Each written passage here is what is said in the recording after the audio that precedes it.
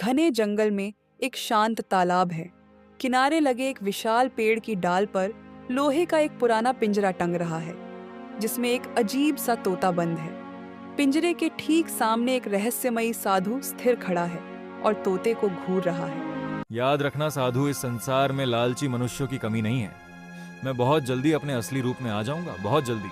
अच्छा, तो कोशिश करके देख ले। अगर सफल हो गया तो तेरी किस्मत, और अगर असफल हो गया तो फिर तू सीधे पत्थर का बन जाएगा और किसी काम का नहीं रहेगा।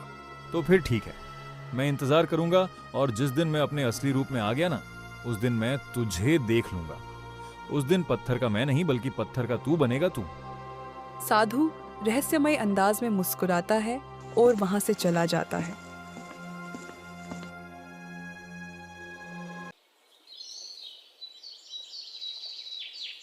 इस घटना के कुछ दिनों बाद दीनदयाल हलवाई अपनी बड़ी सी कढ़ाई में गर्मा गर्म रसीली जलेबियां छान रहा है।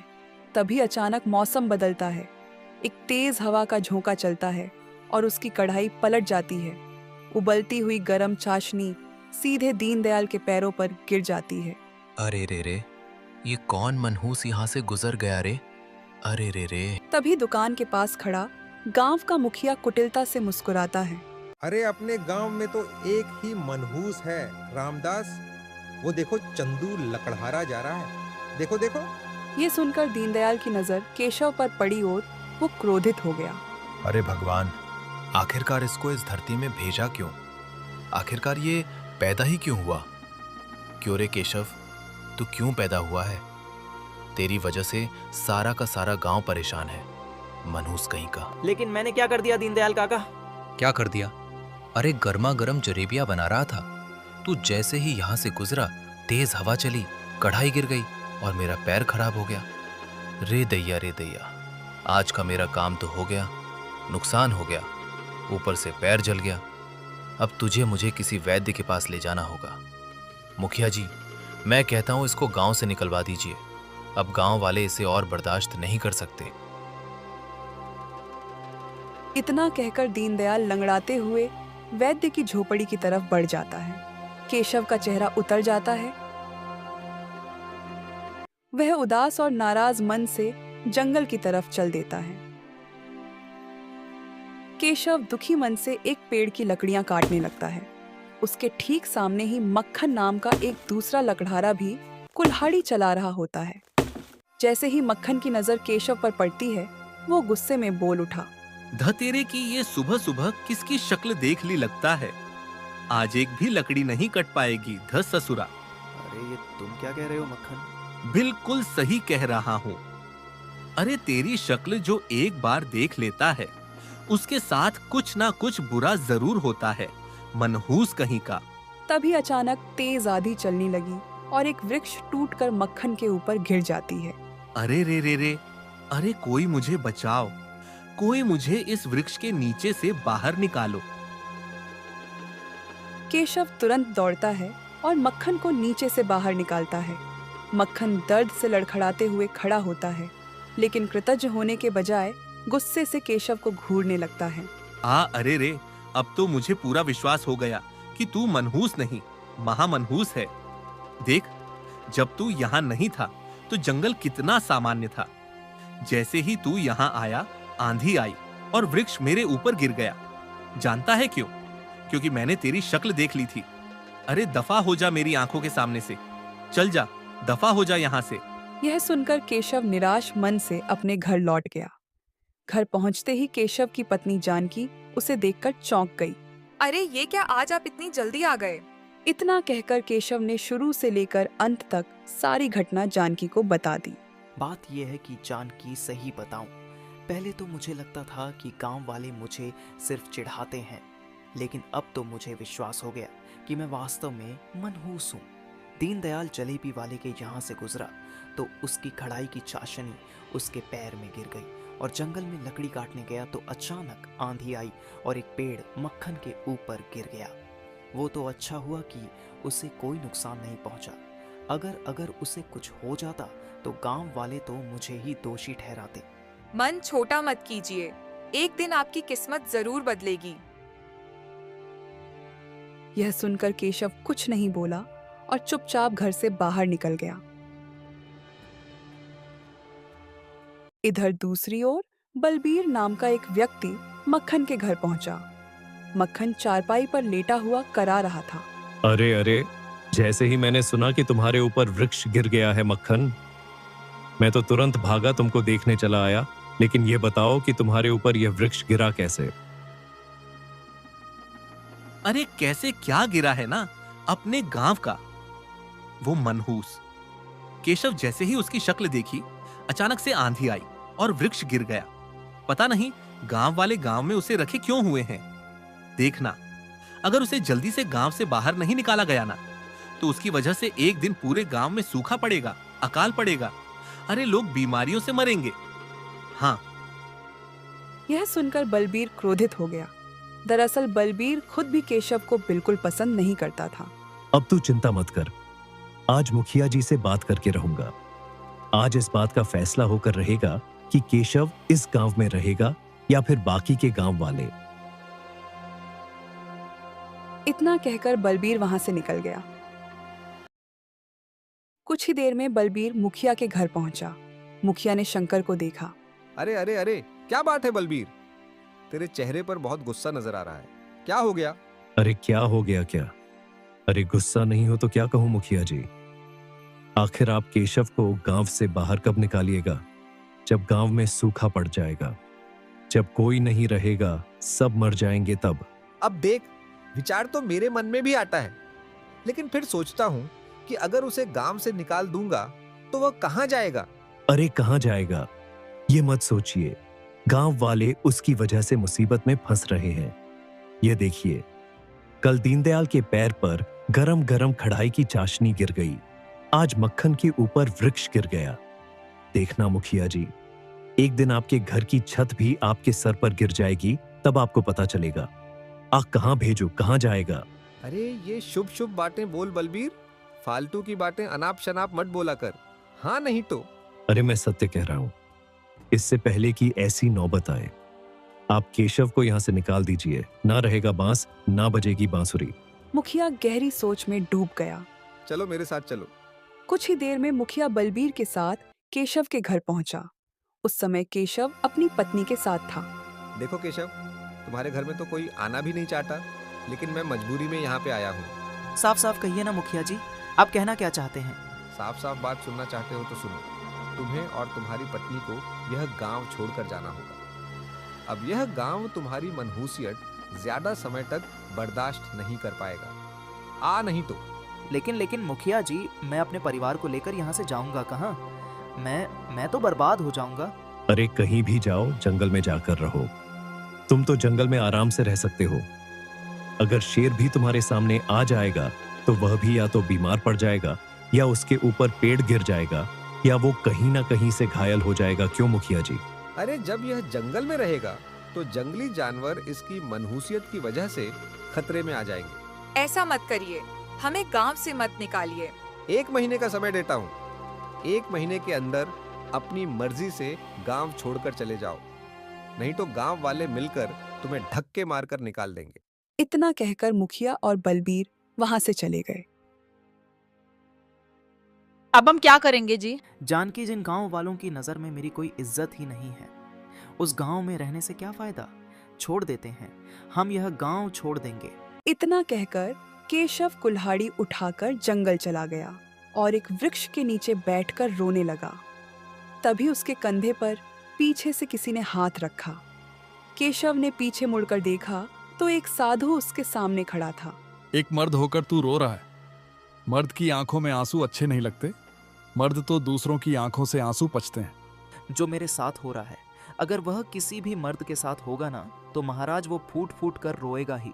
शांत शांत शांत, अपनी समस्या बताओ, क्या बात है? केशव ने शुरू से लेकर अंत तक अपनी सारी समस्या साधु को बता दी। अब आप ही बताइए साधु महाराज, गांव का बच्चा बच्चा मुझे मनहूस के नाम से बुलाता है। मैं कहीं भी जाता हूँ तो कुछ ना कुछ बुरा हो ही जाता है। यह सुनकर साधु रहस्यमय अंदाज में केशव का हाथ देखने लगा। उसकी आंखों में चमक आ गई। हम तेरा मन लालच से मुक्त है। तू एक अच्छा इंसान है, लेकिन यह भी सत्य है कि तेरी कुंडली में शनि डेरा जमाए बैठा हुआ है।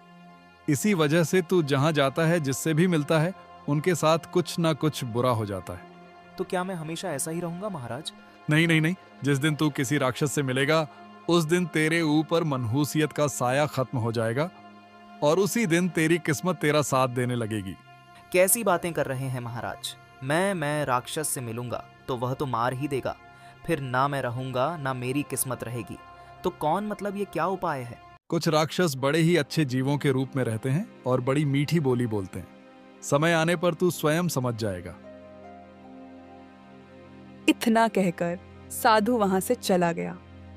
केशव को कुछ बातें समझ में आई और कुछ नहीं आई। केशव चुपचाप उठा और जंगल की गहराई में लकड़ियां काटने चला गया। कुछ देर बाद वो जंगल के एक ऐसे स्थान पर पहुंचा जहां चारों ओर सन्नाटा पसरा हुआ था। तभी उसकी नजर तालाब के किनारे खड़े एक वृक्ष पर पड़ी। इतना कहकर केशव उस वृक्ष को काटने लगा, लेकिन अगले ही पल उसकी कुल्हाड़ी अचानक उसके हाथों से छूट गई और तालाब में गिर गई। एक कुल्हाड़ी थी जो मेरा सहारा थी, जिससे जीवन यापन हो सकता था, वो भी चली गई। तभी केशव के कानों में एक आवाज टकराई। लोहे की कुल्हाड़ी के लिए क्या रोना, जिसके नसीब में लिखा हो बहुत सारा सोना। केशव ने ऊपर देखा तो उसकी नजर वृक्ष पर टंगे एक लोहे के पिंजरे पर पड़ी, जिसमें एक तोता बंद था। अरे ऐसे क्या देख रहा है? मैं ही बोल रहा हूँ। ये बता, आखिर कुल्हाड़ी के लिए रोता क्यों है तू? अरे कहे तो मैं तुझे कुल्हाड़ी के बदले में ढेर सारा खजाना दे सकता हूँ। अरे लेकिन ढेर सारा खजाना मेरे किसी काम का नहीं है। शायद तू जानता नहीं है, मैं मनहूस हूँ। मुझे तो ऐसा नहीं लगता। अरे भाई, अगर तुम मनहूस होते तो ये पिंजरा वृक्ष से गिर गया होता और तेरी कुल्हाड़ी की जगह में तालाब में गिर गया होता ना। हाँ, ऐसा तो मैंने सोचा ही नहीं। वैसे तुम तो बड़े दिलचस्प हो। तुम जब बात करते हो तो ऐसा लगता है जैसे कोई मनुष्य बात कर रहा हो। है ना, है ना? तो चलो दोस्त, फिर मुझे आजाद करो और मैं तुम्हारी बहुत मदद कर सकता हूँ। चलो आजाद करो। न जाने क्यों केशव के मन में क्या विचार आया और उसने पिंजरा नीचे उतारकर खोल दिया। काफी समय हो गया मुझे पिंजरा में बंद हुए। मुझे अपने घर ले चलो और मुझे खाने को दो। उसके बाद देखो, मैं तुम्हें गरीब से धनवान बना दूंगा।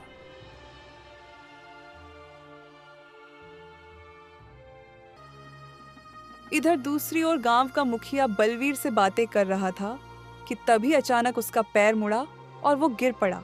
अरे क्या हुआ मुखिया जी? अचानक से पता नहीं क्या हुआ, लगता है मेरे पैर में मोच आ गई। पकड़ो पकड़ो पकड़ो, मुझे वैद्य के पास ले चलो। शंकर इधर उधर देखने लगा। आज तो मनहूस भी गांव में नहीं है, तो फिर आपके पैर में ये मोच कैसे आ सकती है? अरे वो सब बाद में सोचना, पहले जल्दी से ले चलो। बलवीर मुखिया को उठाने ही वाला था कि तभी वहां से केशव गुजर गया। अगले ही पल मुखिया उठकर खड़ा हो गया।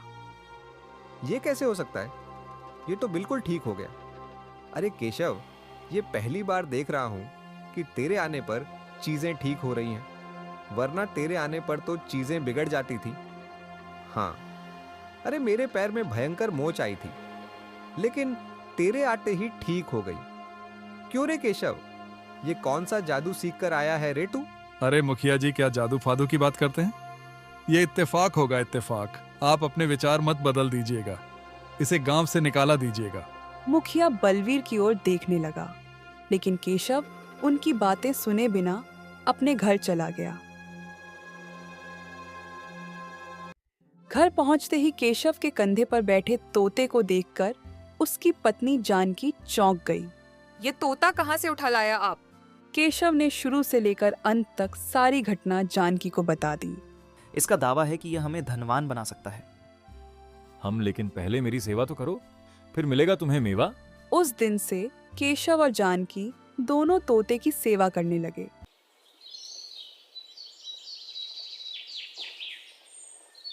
कुछ दिनों बाद तोता केशव को अपने साथ जंगल की एक गुफा में ले गया। गुफा के अंदर ढेर सारा सोना, हीरे और मोती बिखरे पड़े थे। यह तो किसी राजा का खजाना लगता है। यह राजा का ही खजाना है, लेकिन अब यह किसी का नहीं है। जिसके हाथ लग जाए यह उसी का है। अरे भाई, देखते क्या हो? उठा लो, सारा खजाना तुम्हारा ही है। उठा लो, उठा लो। नहीं नहीं, इतना ढेर सारा खजाना मुझे नहीं चाहिए। मुझे केवल उतना ही धन चाहिए जिससे मैं अपना अच्छा सा घर बनवा सकूं और लकड़ियों का अच्छा सा व्यवसाय शुरू कर सकूं। बाकी मुझे नहीं चाहिए। अगर गांव में कोई मुसीबत का मारा हो तो मैं उसकी मदद कर सकूं। बस इतना काबिल बन जाऊं मैं। लेकिन गांव वाले तो तुम्हें अब तक मनहूस के नाम से बुलाते आए हैं, फिर भी तुम उनकी मदद करना चाहते हो। अरे यह तो उनका स्वभाव है और मदद करना मेरा स्वभाव है, और अपना स्वभाव उनके बुरे होने की वजह से मैं बदल नहीं सकता ना। कुछ देर बाद केशव थोड़ा सा खजाना लेकर अपने घर लौट आया।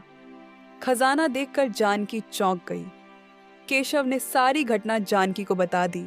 ठीक किया आपने। बहुत अधिक सोना अगर आप लेकर आते तो आपके मन में लालच पैदा हो जाता।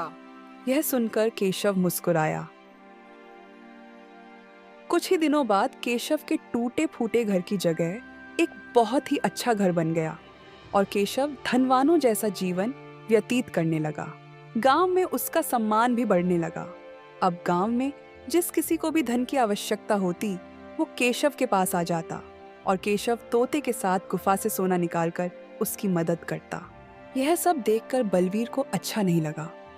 एक दिन वो मुखिया के पास पहुंचा। अरे मुखिया जी, ये बताइए, आपको कुछ अजीब नहीं लगता? माने कि कुछ दिन पहले केशव मनहूस था, गांव वाले उसकी तरफ देखना भी पसंद नहीं करते थे। आज तो वो धनवानों जैसा जीवन व्यतीत कर रहा है। देखिए तो आखिरकार इसके पास इतना धन आया कहां से? अरे तुमने एक बात पर ध्यान नहीं दिया बलवीर। अब केशव मनहूस नहीं रहा।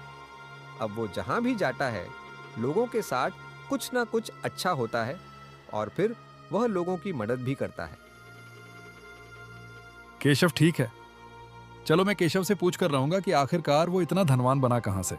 अगले दिन केशव अपने घर पर अपनी पत्नी जानकी और तोते के साथ बैठा था कि तभी वहां बलवीर आ गया।